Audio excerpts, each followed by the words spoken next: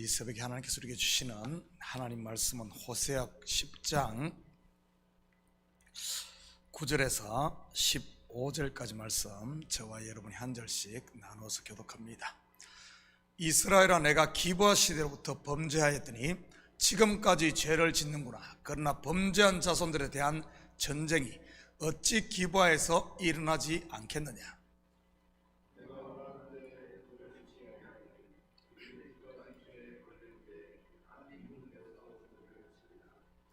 에브라임은 마치 길들인 암소 같아서 곡식 밟기를 좋아하나 내가 그의 아름다운 목에 멍에를 메우고 에브라임 위에 사람을 태우리니 유다가 밭을 갈고 야곱이 흙덩이를 깨뜨리리라.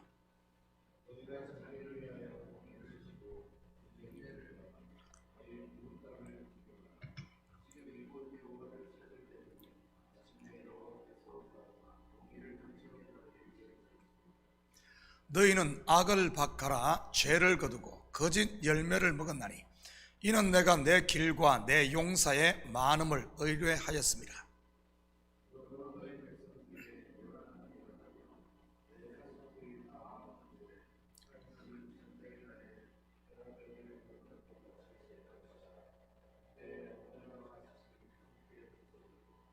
함께 읽겠습니다. 너희의 큰 악으로 말미암아 베델이 이같이 너희에게 행하리니 이스라엘 왕이 새벽에 정령 망하리로다. 아멘. 좋은 아침입니다. 요즘 지구촌 여기저기서 크고 작은 사건 사고들이 끊이지 않고 있습니다. 벌써 3개월이 다 된 러시아와 우크라이나의 전쟁뿐만 아니라 얼마 전에 뉴욕주 버팔로에서 일어난 총기 난사로 10명이 사망하는 일이 있었습니다. 지난 화요일에는 텍사스주 초등학교에서 21명이 희생되는 최악의 총기 사고도 있었지요. 아직까지 정확한 범행 동기는 알 수 없지만 이런 사건들을 통해 짐작해 볼 수 있는 한 가지는 사람들의 멘탈에 이 빨간불이 들어와 있다는 사실입니다. 2년이 넘는 코로나 팬데믹으로 인해 정상적인 사회활동이 제약을 받다 보니 보이지 않는 가운데 마음이 녹슬었다고는 할까요? 우리 교회 15인승 큰 밴도 2년 가까이 운행을 안 하다 보니 브레이크 드럼이 녹슬어 올해 통째로 교체를 했습니다. 자동차도 이 사용하지 않고 세워두면 결국 못 쓰게 되듯이 우리 사람도 마찬가지라는 사실입니다. 저는 주위에서 사람 만나기 두렵다는 말들을 여기저기서 듣습니다. 사람들에게 상처받아서 그런 것이 아니라 오랫동안 사람들을 만나지 않다 보니 나도 모르게 마음에 녹이 슬어서 그런 경우들 말이지. 쉽게 표현하자면 만사가 귀찮다고 할까요? 저도 알게 모르게 새롭게 도전하는 것에 대해서 주저주저하게 되는 나 자신을 발견하곤 합니다. 원래 제 스타일이 먼저 저지르고 수습하는 그런 타입인데도 말이지.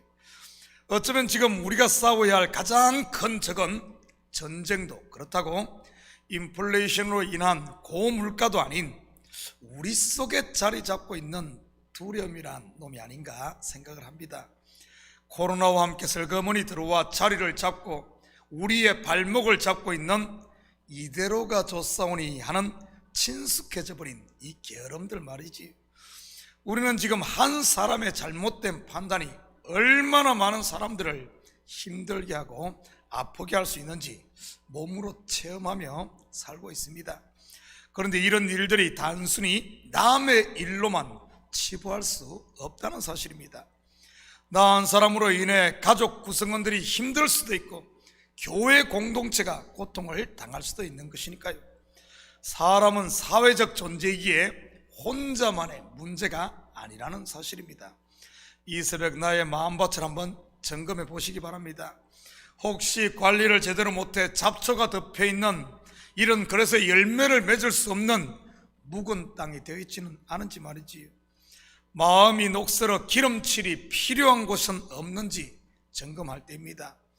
오늘 본문에 보면 오래된 죄로 인해 더 이상 열매를 맺지 못하는 이스라엘을 볼 수 있습니다. 그러다 보니 그 나라의 전쟁이 끊이지를 않았던 것이고요. 인류 역사를 보면 이스라엘처럼 많은 전쟁을 겪었던 나라는 없을 것입니다. 물론 그 전쟁은 지금도 끝나지 않고 계속되고 있고요. 그렇게 많은 전쟁을 겪은 것에 대해 단순히 지정학적 이유 때문이라고 이렇게만 치부할 수는 없는 것 같습니다. 왜냐하면 우리는 성경을 통해 왜 이스라엘에게 이렇게 많은 전쟁이 있는지를 알 수 있으니 말이지요. 여러분, 전쟁은 누구에게 속한 것입니까? 바로 하나님입니다. 특히 하나님의 백성들에게 있어서 말이지. 성경을 통해 보면 언제 이스라엘이 이런 전쟁의 소용돌이에 휘말립니까? 바로 그들이 하나님께 범죄하고 하나님을 떠났을 때입니다. 비록 사사시대가 암흑기라고 하지만 그래도 이스라엘이 전쟁을 통해 고난을 당하면 그들은 하나님께 꼭 부르짖으며 돌아오곤 했습니다. 그런데 사사기 말기 곧 기브아의 시대를 지나고 다닐 왕국 시대를 지나 남북이 갈라진 이후부터 북이스라엘은 전쟁과 고난을 통해서도 하나님께 돌아오지를 않습니다. 한마디로 묵은 땅이 되고 말았던 것이지요.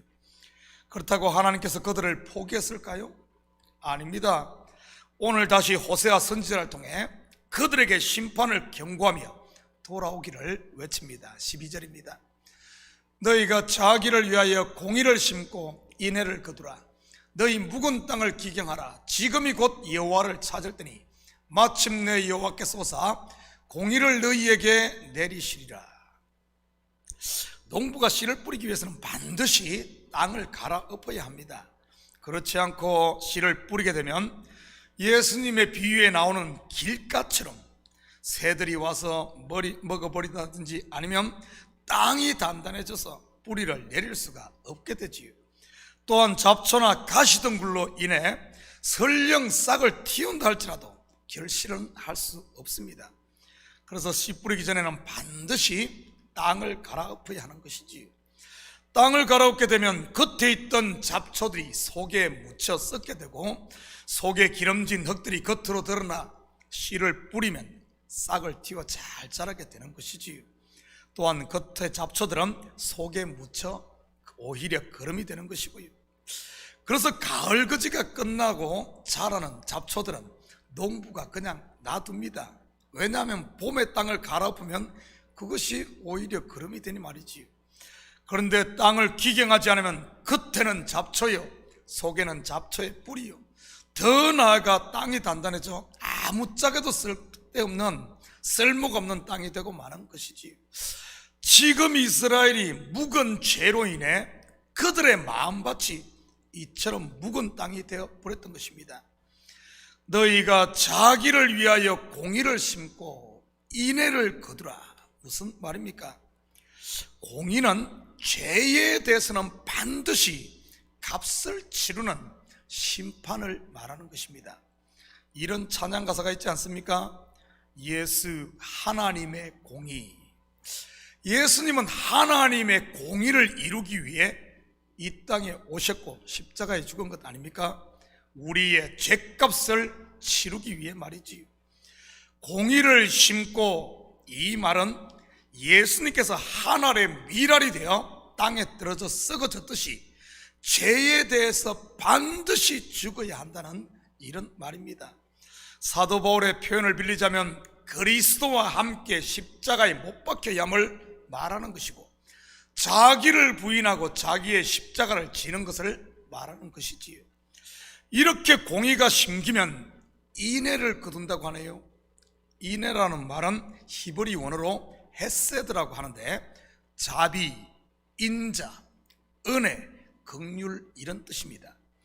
결국 공의를 심고 인애를 거둔다는 말은 바로 예수와 함께 죽고 그리스도와 함께 사는 복음을 말하는 것입니다. 묵은 땅을 기경하라, 회개하고 돌아오라는 말이지요. 그런데 이스라엘이 스스로 회개하고 돌아올 수 있을까요? 죄로 인해 죽은 인생이 어떻게 스스로 돌아옵니까? 우리가 누가복음 강해를 통해 회개가 무엇인지 공부를 했습니다. 목자가 잃은 양 한 마리를 찾아 어깨에 메고 돌아오는 것을 회개라고 했고, 여인이 이런 드라크마 하나를 찾는 것이 참 회개라고 했습니다. 참된 회개는 예수님이 우리를 찾는 것이요, 성령이 오셔서 우리의 마음을 여는 것이 회개인 것입니다. 예수 믿는 성도를 잡으러 가던 바울을 다메섹 도상에서 빛으로 찾아오셔서 그의 율법의 눈을 멀게 하고 진리의 눈을 뜨게 해 주께로 돌아오게 한 것이 회개인 것입니다. 그 일을 누가 했습니까? 바울이 스스로 회개하고 돌아왔습니까? 아니면 하나님이 바울을 찾은 것입니까? 하나님이 찾은 것이요, 건져낸 것이요, 불러낸 것입니다. 마치 목자가 이런 양 한 마리를 찾듯 여인이 이런 드라크마를 찾듯이 말이지, 회개는 내 의의 결과물이 아닌 하나님의 의의 결과물인 것입니다. 묵은 땅을 기경하라, 겉으로만 보면 명령으로만 보이죠. 그렇지만 성경을 속으로 보면 바로 하나님의 약속, 곧 언약인 것입니다. 내가 너희 묵은 마음을 갈아엎겠다는 뜻으로 반드시 너를 심판하고 그리고 나서 내가 은혜를 베풀어 너에게서 열매를 거두겠다는 이런 말인 것이지. 이렇게 심판을 해야 그들의 눈이 열리고 마음이 열리고 하늘이 열려 여호와를 볼 수 있으니까요. 이렇게 걸어뻗진, 다시 말해 자기가 부인된 심령에 말씀의 단비가 내리면 그것을 흡수해 풍성한 열매를 맺게 되는 것입니다. 바로 성령의 열매 말이지요. 하나님의 은혜로 갈아엎어진 땅을 우리는 옥토라고 하는 것입니다. 구속 역사로 보면 묵은 땅은 율법의 멍에 아래 눌려 살던 인생들을 일컫는 것이기도 하고요, 그런 묵은 땅을 기경하기 위해 예수님께서 오신 것이고요. 그런데 묵은 땅이 되어버린 이스라엘처럼 우리의 마음이 묵은 땅이 되어 있지는 않습니까? 이스라엘이 하나님을 버리고 우상을 쫓음으로 묵은 땅이 되었다면 지금 우리는 코로나로 인한 두려움, 그리고 세상이 주는 안락함으로 인해 모이기를 멀리하고 말씀보다는 세상의 소리에 귀를 기울이고 자꾸 자기 속에 갇히는 율법으로 돌아감으로 말이지요. 지금이 바로 묵은 땅을 기경할 때입니다. 묵은 땅을 누가 기경한다고 했죠? 바로 하나님입니다. 그러기 위해서는 우리가 하나님의 말씀의 쟁기 앞에 우리의 귀를 열고 마음을 열고 모이기에 힘쓰고 예배의 자리에 있어야 하는 것이지, 기도하고 엎드림으로 성령이 우리의 심령을 기경할 수 있게 우리 자신을 맡겨야 하는 것이고요. 지금이 바로 개인적으로든 아니면 교회적으로든 굉장히 중요한 시점에 와 있는 것입니다. 나라는 굴 속으로 더 깊이 숨어 들어갈 것인지 아니면은 용기를 가지고 동굴 밖으로 나와 그리스도의 빛 앞에 설 것인지 말이지, 묵은 땅을 기경할 것인지 아니면은 앞으로의 농사를, 내 마음을, 인생을 포기할 것인지 말입니다. 위기는 또 다른 기회라는 사실을 여러분 잊지 마시기 바랍니다. 공의를 심을 때 인애가 거두어지듯 내가 예수와 함께 죽을 때 하나님의 은혜가 비처럼 내리고 성령이 충만해짐으로 열매가 맺힌다는 사실 말이지요. 사랑하는 성도 여러분, 오늘 하루도 이러한 도전이 여러분의 앞을 가로막거든 두려워 마시고 과감히 마음의 문을 열고 믿음으로 하나님 앞에 서심으로 벼랑 끝이 오히려 신앙의 날개를 펴고 비상하는 새로운 기회가 될 수 있기를 예수님의 이름으로 축복합니다. 같이 기도하십시다. 사랑의 아버지 하나님, 참으로 감사드립니다. 맞습니다. 지금은 자리를 털고 일어날 때요, 묵은 땅을 기경할 때임을 아버지 하나님 고백합니다. 하나님 앞에 서길 원합니다. 모이게 힘쓰길 원합니다. 기도의 자리에 나오길 원합니다. 이제는 개고 있던 손을 펴서 아버지 하나님 전도하며 섬기며 우리의 입을 열기를 원합니다.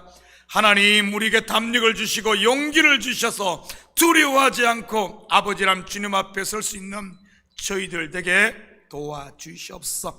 그래야 아버지 하나님, 모두가 어렵다는, 안 된다는 이런 위기 상황이 우리에게는 오히려 기회가 되어지고 아버지 하나님, 이 교회가 새롭게 되어지는 이런 역사가 있게 도와주시옵소서.